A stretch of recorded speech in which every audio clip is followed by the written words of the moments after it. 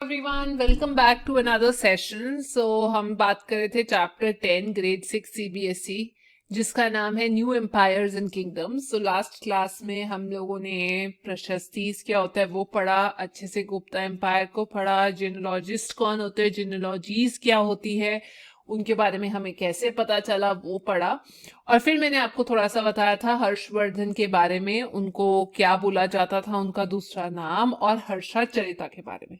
तो जैसे मैं आपसे हर्षवर्धन की बात कर रही थी तो मैंने आपको ये बताया था कि वो पुष्यभूता फैमिली को बिलोंग करते थे और इस एरिया को उन्होंने अपने कंट्रोल में कर लिया था। ये देखिए, ये वाला पुष्यभूतीस एंड ये वाला एरिया पूरा का पूरा उन्होंने अपने कंट्रोल में कर लिया था। तो वो दो भाई थे, उनमें से एक भाई जो था वो बेसिकली थानेश्वर को कंट्रोल कर रहा था।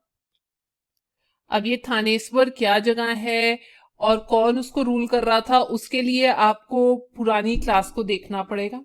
थानेश्वर एक जगह है जो प्रेजेंट डे हरियाणा के अंदर है। तो जैसे ही हर्षा, जो हर्षवर्धन का दूसरा नाम है, हर्षा के भाई की डेथ हुई तो वैसे ही वो थानेश्वर यहाँ पर पंजाब के पास वहां पर उसके रूलर बन गए। ब्रदर की डेथ हो गई, उनके फादर की डेथ हो गई, तो जो सोल रूल करने के लिए जो बच गया था वो सिर्फ और सिर्फ हर्षा बच गए थे। तो उन्होंने सबसे पहले तो थानेश्वर अपने कंट्रोल में किया, ठीक है। एंड उस टाइम पे उनका जो ब्रदर इन लॉ था, हर्षा के ब्रदर इन लॉ, वो ये कन्नौज को रूल कर रहे थे, ठीक है। अगर आपको नहीं पता तो कन्नौज कहाँ पर है, ये देखिए एग्जैक्ट लोकेशन कन्नौज की ये है। ये एक जगह है उत्तर प्रदेश, जैसे थानेश्वर हरियाणा है तो यहां से लेकर ये पूरा एरिया ये लोग कंट्रोल कर रहे थे। भाई जो ब्रदर इन लॉ है वो यहाँ पे रूल कर रहे थे, उनकी भी डेथ हो गई थी, उनको बंगाल के रूलर ने मार दिया था। तो उसके बाद हर्षा ने ना केवल थानेश्वर अपने कंट्रोल में किया बल्कि उसके बाद उन्होंने कन्नौज भी अपने कंट्रोल में कर लिया था। तो वो काफी यहां से यहां तक काफी सक्सेसफुल रहे, ईस्ट की तरफ को जाने लगे। मगध एम्पायर भी उन्होंने ये वाला सारा का सारा अपने कंट्रोल में कर लिया था। लेकिन अगर मैं बात करूं साउथ की, तो यहाँ पर ये नर्मदा रिवर आप देख रहे होंगे, ये वाली रिवर, ये नर्मदा रिवर है। तो उन्होंने जब नर्मदा को क्रॉस करने की कोशिश की यहाँ पे डेक्कन में जाने की, ये वाला एरिया जो है साउथ इंडिया का, इसे हम डेक्कन प्लेट्यू बोलते हैं। तो नर्मदा क्रॉस करके जब उन्होंने डेक्कन में जाने की कोशिश की तो यहाँ पर उनको चालुक्यास ने रोक दिया। ये दिख रहे हैं आप, चालुक्यास। तो चालुक्यास के एक बहुत इंपॉर्टेंट रूलर हैं जिनके साथ उनकी लड़ाई भी हुई थी, उनका नाम है पुलकासिन द सेकेंड। तो यहाँ पर जैसे ही वो साउथ की तरफ को जाने लगे वैसे ही चालुक्यास के एक इंपॉर्टेंट रूलर ने उनको रोक दिया। तो चालुक्यास ये वाले यहाँ पर रॉयल फैमिली माना जाता है, 6 से 12th सेंचुरी के बीच में यहाँ पर वो रूल कर रहे थे। और उनका जो कैपिटल है ये आपको दिख रहा होगा, बादामी, BADAMI, ये उनका कैपिटल था। तो एग्जैक्टली यहाँ से यहां तक कर्नाटक में उनका कैपिटल था, जिसको हम बोलते हैं बादामी। ये एक जगह है जो चालुक्य का, इसको पुराना नाम ना इसका बतापी भी था। तो ये वाला एरिया जो है वो चालुक्यास कंट्रोल कर रहे थे। तो नर्मदा से साउथ में नहीं आने दिया, ईस्ट तक उनका कंट्रोल रह गया। ज्यादा से ज्यादा वो थानेश्वर से कन्नौज तक पहुंच गए। बट अब हम कोशिश करते हैं ये चालुक्यास के बारे में जानने की, ये चालुक्यास और ये पालवास के बारे में। आप ध्यान से देखिए, पालवास भी आपको दिख जाएंगे और चालुक्यास भी देखते हैं, दोनों के दोनों बहुत इंपॉर्टेंट थे साउथ इंडिया के बारे में। जो पालवास थे वो काफी एरिया कैपिटल कवर कर रहे थे। ये आप कांचीपुरम देखेंगे, मैं आपको फ्रेश मैप पे दिखाती हूँ। तो ये रहे पालवास, ये उनका कैपिटल कांचीपुरम, और यहाँ पर थे आपके चालुक्यास। इस एरिया के अंदर चालुक्यास रूल कर रहे थे। ये पालवास और ये उनका कैपिटल कांचीपुरम, ठीक है। पहले ये एरिया थोड़ा सा कंट्रोल कर रहे थे गुप्ता, उसके बाद आ गए थे यहाँ पर पालवास। तो ये जो कांचीपुरम है ये बेसिकली कावेरी रिवर आप देख रहे होंगे, ये वाली रिवर कावेरी है, उसके बिल्कुल तट पे है। ये देखिए यहाँ पर आपको दिखाई देगा कावेरीपुरम, ये वाला यहाँ पे, ठीक है। सो कावेरी रिवर के बिल्कुल बैंक पे आपको ये पालवास का इंपॉर्टेंट किंगडम दिखाई देगा। तो यहाँ पर जो है चालुक्यास थे रायचूर द्वाब के आसपास, और जो पालवास थे वो इस एरिया को कंट्रोल कर रहे थे। तो ये कृष्णा और ये तुंगाभद्रा के बीच का जो एरिया है ये कंट्रोल कर रहे थे, इसे हम बोलते हैं रायचूर द्वाब। दो रिवर्स के बीच की एरिया जो ये है कृष्णा एंड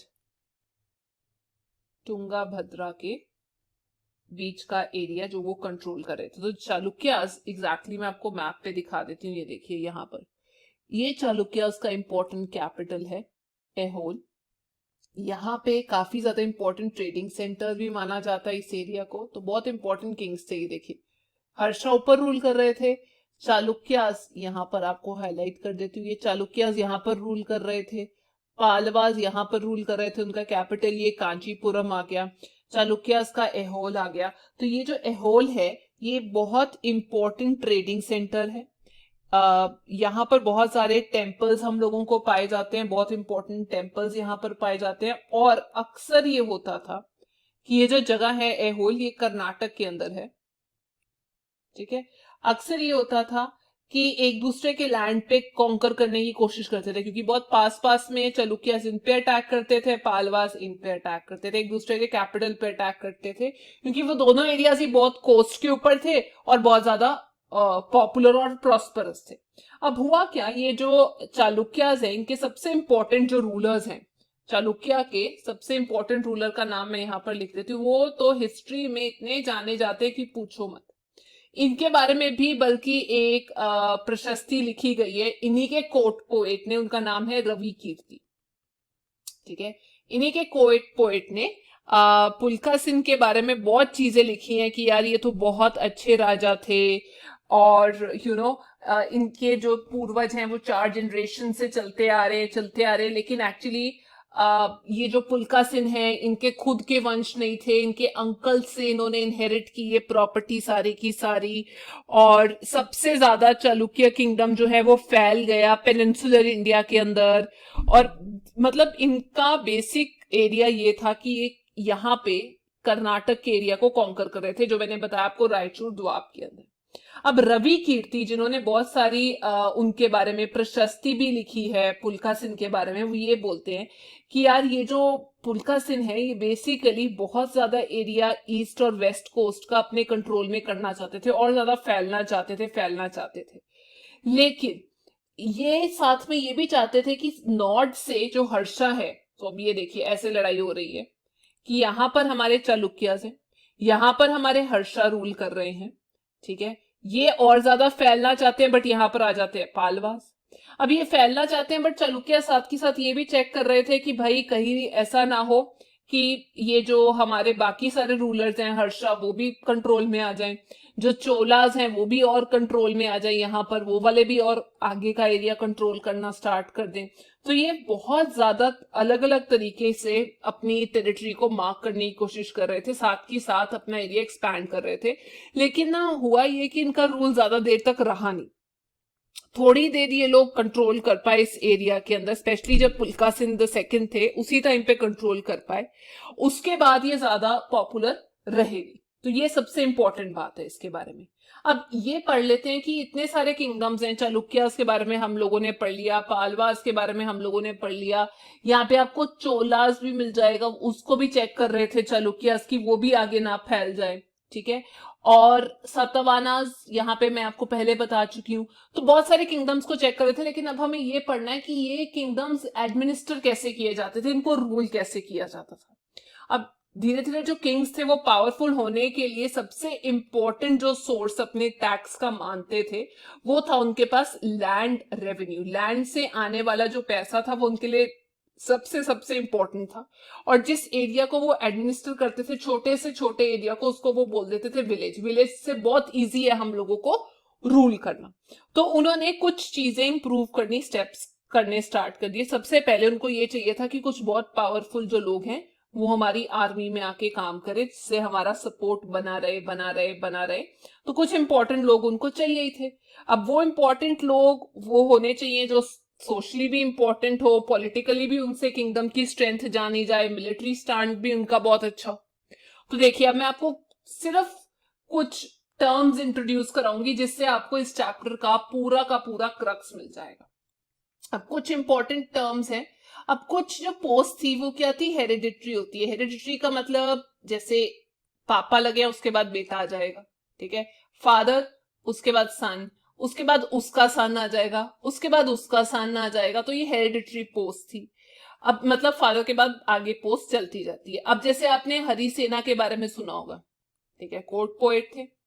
अभी जो हरि सेना है, इनको एक टास्क और इनको एक, आप ये कह सकते हैं, दर्जा दिया गया था सबसे इंपॉर्टेंट, और वो दर्जा को बोला जाता है महाधाना धंधा नायका। ये एक पोस्ट है, ये वर्ड आपको याद करना है, हरि ओम महादंडा नायका। ये अब ये महादंडा कौन करता है? चीफ जुडिशियल ऑफिसर, ठीक है।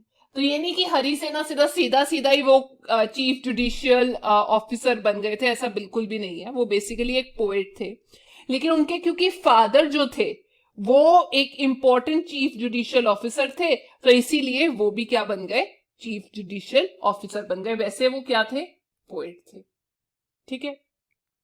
ये वही है हरि सेना, अगर आपको याद हो, हमने लास्ट क्लास में पढ़ा था ना, जिन्होंने समुद्रगुप्त के बारे में काफी कुछ लिखा था उधर इलाहाबाद पिलर में। ये वही है, इनको ये एक टास्क मिला था क्योंकि ये हेरिडिटरी था, बाप को मिला तो बेटे को मिलेगा, ठीक है। कई बार एक ही बंदा बहुत ज्यादा टैलेंटेड होता है, जैसे आप हो गए, बहुत सारे सब्जेक्ट्स पढ़ रहे हो, तो उसको बहुत सारी पोस्ट दे दी जाती है, ठीक है। तो सबसे पहली जो पोस्ट हमने अभी पढ़ी वो आपको याद होगा, महाडंडा करने वाला, ठीक है, महादंडा नायका। ये एक पोस्ट हो गई जो हरि सेना थे। उसके अलावा लेट्स से हम हरि सेना की ही बात कर लेते हैं जो पोएट थे। उसके अलावा इनको और क्या पोस्ट दी गई थी? उसके अलावा जी वो थे हमारे लिए कुमार अमात्य। इसका मतलब बहुत ज्यादा इंपॉर्टेंट है भाई साहब, आप इंपॉर्टेंट मिनिस्टर हैं, अगर आप नहीं होंगे तो हमारी तारीफ कौन करेगा, ठीक है। उसके अलावा तीसरी पोस्ट जो दी हुई थी वो थी संधि विग्राहिका। संधि कराइए, संधि, समधि नहीं होता जैसे, तो भाई साहब आप आज से हमारे वॉर, लड़ाई और शांति के भी मिनिस्टर हैं। देखिए 3 पोस्ट हो गई एक ही बंदे के पास, हरि सेना के पास। ये वही पोएट है, एक्चुअली तो पोएट है। कितने इंपॉर्टेंट मिनिस्टर्स हो गए, ठीक है। उसके बाद कुछ मेन जो थे वो देखते थे लोकल एडमिनिस्ट्रेशन, ठीक है, कि ठीक ठाक काम चल रहा है या नहीं चल रहा। सबसे पहले जैसे फॉर एग्जांपल सबसे इंपॉर्टेंट इसमें आ जाएगा नगारा श्रेष्ठी, या इनको बोला जाता था चीफ बैंकर। भाई साहब श्रेष्ठी चीफ बैंकर, ठीक है। या हो सकते थे हमारे मर्चेंट सिटी के, एक तो ये नगारा, नगर से याद रखना है, तो चीफ बैंकर या chief merchant of the city. दूसरी चीज जो हमने पढ़ी वो पढ़ेंगे सारथावह, सारथा, सार साथ में रहना, मतलब ये कि वो लीडर है मर्चेंट्स के, कारावास के। कारावास होता है जो ग्रुप में जब वो जाते हैं, अगर ग्रुप में एक जगह से दूसरी जगह जाना है तो उसके लीडर ये, ठीक है। लोकल एडमिनिस्ट्रेशन देखते थे कि कितना सामान कहां से कहां आ रहा है, तो या तो वो नगारा श्रेष्ठी बनेंगे चीफ बैंकर या मर्चेंट ऑफ द सिटी, या वो बनेंगे सारथावाह जिसका मतलब है लीडर या मर्चेंट, मर्चेंट्स के हेड। अभी जितना आप पढ़ेंगे उतना आपके साथ रहेगा। नेक्स्ट पोस्ट प्रार्थना कुलिका, ठीक है, या आप ये कह सकते हैं वो कौन थे? Chief craftsman. देखिए है तो डिफिकल्ट, बट जितनी बार पढ़ेंगे उतनी बार याद आ जाएगा।